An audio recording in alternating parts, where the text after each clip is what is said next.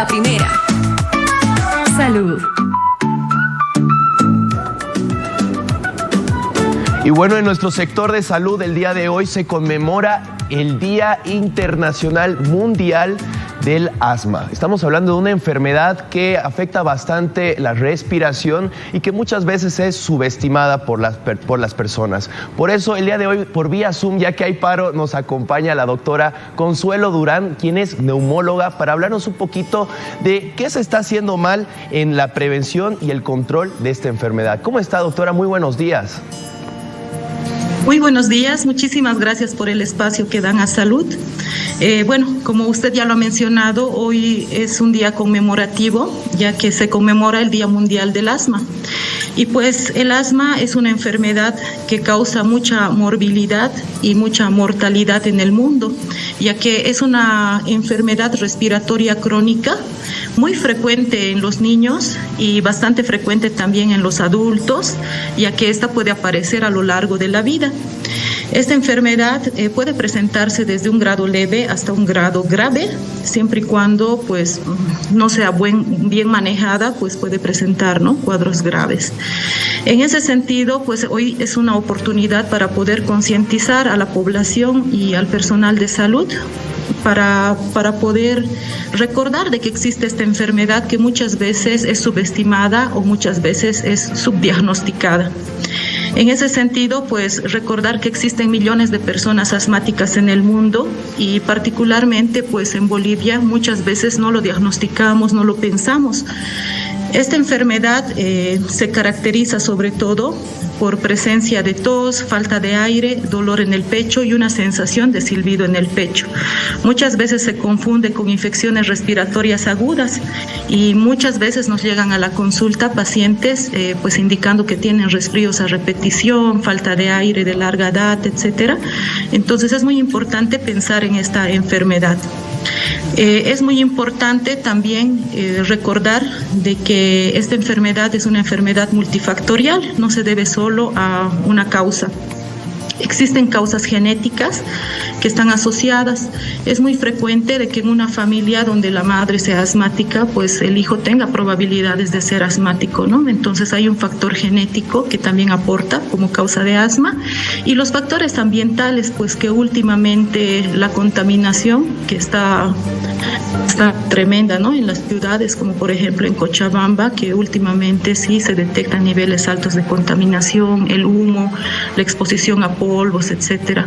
También destacar de que los pacientes que son alérgicos o tienen algún tipo de alergia como rinitis, dermatitis alérgicas, etcétera, pueden desarrollar un asma también de tipo alérgico, ¿no? Entonces es una enfermedad que hay que pensarla. Todas las personas que tienen tos, tienen falta de aire y tienen esa sensación de silbido en el pecho, muchas veces le dicen ronquido en el pecho, muchas veces se escucha como un ronroneo de gatitos, pues es importante que acudan a ser valorados por un personal de salud y de preferencia por un especialista en neumología o en inmunoalergología para que puedan ser valorados. El diagnóstico del asma se realiza por medio de la clínica con la aparición de los síntomas que le he comentado y pues se complementa con otros estudios. Muchas veces se piden estudios imagenológicos, pero es muy importante realizar pruebas funcionales respiratorias para poder saber si el paciente es asmático o no. Pues esta enfermedad produce, ¿no?, esa obstrucción de las vías aéreas de los bronquios. Y la característica de esta es de que existe reversibilidad. Quiere decir que con el tratamiento adecuado, broncodilatador, que generalmente utilizamos en aerosoles, etcétera, pues puede revertir, ¿no? Entonces, estos pacientes son pacientes que tienen una enfermedad crónica y una vez diagnosticados, pues tienen que hacer su seguimiento rutinario, ¿no?, con su especialista. Querida doctora, excelente. Quería hacerle una consulta. ¿Este tema del asma es cómo se va produciendo dentro del cuerpo o es más un tema hereditario? Como le comenté, es una combinación de factores, es multifactorial. existe cierto componente genético que va a predisponer a las personas, ¿no?, a ser asmáticos. Entonces, es la combinación de la parte genética y ambiental. ¿Cómo? Una persona que tiene predisposición, o sea, que en la familia existe antecedentes de alergias o del mismo asma, va a tener mayor probabilidad de desarrollar un asma también. Y la otra parte es el componente ambiental. Cuando nosotros estamos expuestos al polen, a la contaminación, al humo de leña, al cigarro, eso también puede influir en que se desarrolle más adelante un asma bronquial. Entonces tenemos dos componentes, un componente genético y un componente ambiental al cual estamos expuestos. Cuando nosotros nos exponemos a esta situación, sobre todo ambiental, pues eso es lo que desencadena toda la respuesta inflamatoria, porque los asmáticos se van a caracterizar de ser más sensibles a estos factores, ¿no? Van a tener una respuesta inflamatoria bronquial que va a producir obstrucción bronquial, va a producir producción de moco y contracción de los músculos, ¿no?, a nivel respiratorio, lo cual va a producir dificultad para respirar. Entonces es una combinación de factores. Excelente. Bueno, sabemos que hay muchas personas alrededor del mundo que tienen asma y que no tienen un tratamiento como tal porque no se han hecho los estudios. Querida doctora, por favor, ¿nos podría ayudar a decirnos cuáles son los principales síntomas que uno puede llegar a sentir al principio del asma, como para que vaya a hacerse un diagnóstico o un estudio al médico? Los principales síntomas que presentan los pacientes asmáticos son la tos, que puede ser tos seca, sensación de falta de aire, ronquido en el pecho y muchas veces sensación de opresión torácica. Cuando un paciente tiene esta sintomatología y es de forma reiterada, sobre todo cuando existe exposición a la contaminación, cuando existe exposición al polen, al pelo de los animalitos, muchas veces asociados al cambio de clima también, pues tiene que buscar la valoración de un médico especialista para que pueda definir si se trata de algo agudo o si se trata de un problema bronquial crónico inflamatorio como es el asma bronquial. En ese sentido, el médico va a realizar la valoración pertinente y pues con la clínica más pruebas funcionales respiratorias se va a poder diagnosticar o no el asma bronquial. Doctora, una consulta. ¿Cómo podemos evitar las crisis asmáticas? Sabemos que muchas veces son por etapas, digamos, que hay estas crisis. ¿Cómo se pueden prevenir? Porque, por ejemplo, hay muchos pacientes con asma que dicen que al consumir lácteos como leche y yogurt o quesos producen este tipo de crisis. ¿Cómo podemos prevenir estos momentos? Bueno, una de las medidas más importantes dentro de la prevención son las vacunas, ¿no? Por ejemplo, en esta época, por el cambio de clima, etcétera, las infecciones respiratorias agudas se están incrementando y las infecciones respiratorias agudas pueden ser un desencadenante para las crisis de asma. En ese sentido, es muy importante que los pacientes con esta enfermedad inflamatoria crónica pulmonar pues se cuiden, ¿no?, de esta situación, evitar el contacto con personas que estén resfriadas, el tema de la vacunación, como lo he mencionado, el uso del barbijo si es que van a estar cerca de personas que tengan sintomatología respiratoria, identificar signos de alarma, ¿no?, para poder evitar la progresión de la crisis. Y lo más importante en los pacientes asmáticos diagnosticados es de que no suspendan su tratamiento.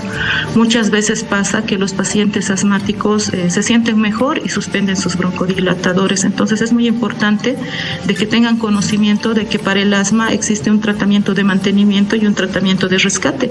El tratamiento de mantenimiento es el que van a utilizar cada día de forma permanente según la gravedad del asma que les hayan diagnosticado, y el tratamiento de rescate es cuando existe exacerbación de los síntomas.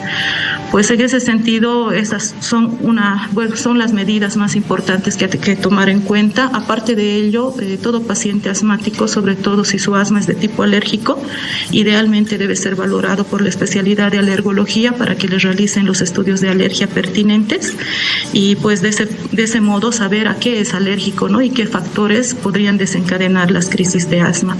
Es muy importante en los pacientes que realizan tratamiento pues utilizar adecuadamente los aerosoles. Muchos pacientes indican de que no quiero depender, pero realmente si un asma es bien diagnosticado necesitan la medicación, ¿no? Y como le he comentado, es una medicación de mantenimiento la que tienen que mantener como cualquier otra enfermedad crónica, ¿no?, como la hipertensión, diabetes, en las que consumen cierto tipo de medicación. pues tienen que mantener su medicación en aerosoles y pues hacer sus seguimientos periódicos, ¿no? Con la especialidad. Gracias, doctora Consuelo, un gusto saber que de este tema tan importante. Bueno, antes de finalizar quería hacerle una última consulta y es para las personas que tienen asma y que hacen su tratamiento, ¿cómo es su estilo de vida? Sabemos que es una enfermedad crónica y que bueno, que le acompaña hasta el fin de la vida de las personas. Sin embargo, ¿se puede tener una vida larga, una vida normal teniendo asma con tratamiento? Claro que sí. Si bien el asma es una enfermedad crónica y no tiene cura, sí es una enfermedad controlable, siempre y cuando el paciente pues haga sus controles periódicos, utilice adecuadamente sus medicamentos, puede llevar una vida prácticamente normal, ¿no? Lo único que tiene que hacer es utilizar adecuadamente los medicamentos como se los ha indicado el médico. Puede realizar actividad física normal, pero debe utilizar sus medicamentos indicados, ¿no? Y saber reconocer los signos de alarma, porque al ser un paciente con una enfermedad crónica de base, pues tiene más predisposición a ciertas enfermedades infecciosas sobre todo. En ese sentido, pues si su asma está bien controlado y usted utiliza la medicación adecuada y cumple con las medidas generales preventivas, pues puede llevar a cabo una vida normal. Muchísimas gracias, doctora. Bueno, sabemos de que respirar no debería ser un privilegio y bueno, concientizar hoy puede salvar vidas mañana. Muchísimas gracias, doctora, por la información. Muchas gracias. Que tenga un excelente día, de verdad. Muchísimas gracias. Bueno, nosotros nos vamos a un corte, pero seguimos con mucho más. La primera. Salud.